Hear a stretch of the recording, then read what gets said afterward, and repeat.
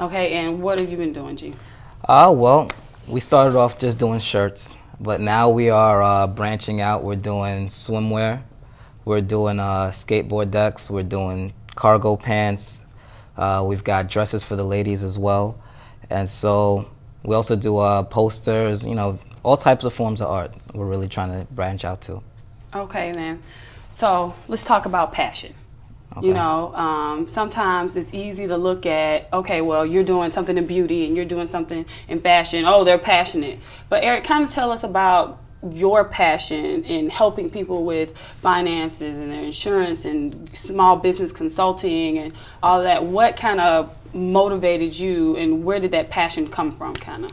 Well, I initially worked in corporate America, and I worked with some very large corporations, and I saw that how some of those companies started their different divisions and businesses, and I saw that small business owners would often quit their job to start a business. They'd use their retirement savings, and they'd say, I got to wait till the business makes money to get health insurance or to get life insurance that they gave up from their job. And I realized that a lot of them needed to add those things into their business plan so that because they still have to send the kids to college, they still have to pay the mortgage, they still have to pay for the car and insurance and all those things while they're trying to put money into a business. So what I decided to do was to start working with those people earlier to try to get those things involved into their numbers so that they would be able to start the business and have those things in place as well. Problem is that I couldn't, as a consultant, I couldn't find people that would give them the products that they needed. I'd send the person to get health insurance, they'd come back with an annuity. And then I'd talk to the financial person and they'd basically have sold them something that was better for them to make money and not what the client needed. Ooh, so okay. That's when I decided, you know what, let me get the licenses to provide these things for the clients that I was doing consulting with myself. And while doing that, that's when I learned that not every company has the best of everything, and that's where we began to start to assemble a company that could provide multiple companies' products, all within those people's goals and their dreams. So as a financial planner and business consultant, my job is to sit down with the client, have them paint a picture as to where they see their company, and they're kind of sketching it out, and I'm providing the colors so that they can color that business in and make it work. That is very graphic. I really got that. Okay. Tell us about your passion and where it came from, too. Oh, man, my passion is, I've always been to art. Always been a big, artist. And me and my team, we just wanted to break against the norm. Everyone was doing the same thing, especially in fashion, and we just wanted to go left of that, kind of create a brand that causes people to think outside the box.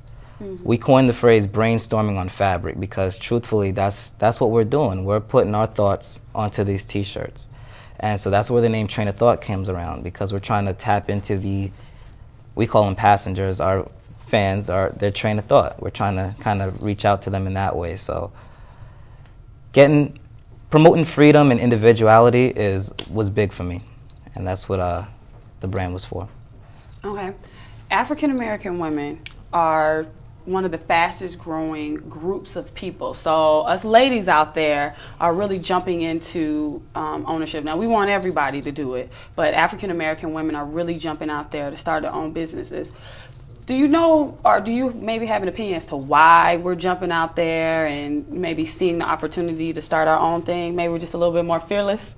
Well, I mean, talking about passion, I truly believe that passion is God-given, and with that, we take that and we run with it. You will start a business and you will work that business from sun up to sundown. You will lose sleep over it. You will sacrifice hanging out, going out. And for women, I mean, we're more focused on what we need and what our daughters need and what this one needs. So we are nurturers, caregivers, and so in starting a business, we bring all of that into business, and I believe that that's why more and more women are pursuing their own, mainly because men haven't really stepped up in the areas where they should have or were supposed to, and that's causing women to really concentrate on starting their own, going after and pursuing it. And it's not the 60s anymore, you know. Yeah, so more opportunities for women out there. We're gonna go to break, but before we go there, I like to do what we call a get fit exercise. These people are dreamers, and they took their dream to the next level. We want to start our kids dreaming. So have your kids think big. Tell them, if I could give you $1 million today, how would you spend the money? What would you start? What business would you start? What nonprofit would you start? And who would you help? And then when they're done and they've come up with this grand plan as to how they're going to spend the $1 million, ask them what would they do if they didn't have any money? How would they go about starting that exact same business? So today, family out there in TV land, you have an opportunity to call our guests. So please take this opportunity to call, or you can hit us up on Facebook, or you can contact us through Fiscally FIT TV at stlt.org. So come back with us and we'll continue to talk with our business owners and get more information as to how they got funding, as well as some of the inertia and how to deal with some of your naysayers. So come on back to Fiscally Fit.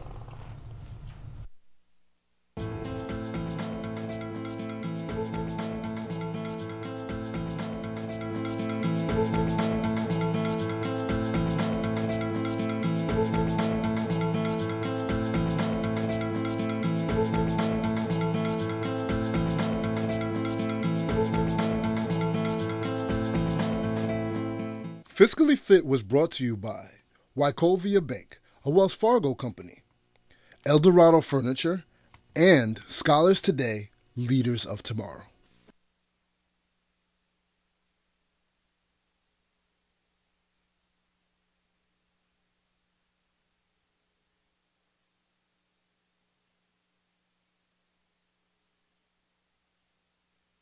Company, Eldorado Furniture, and Scholars Today, Leaders of Tomorrow.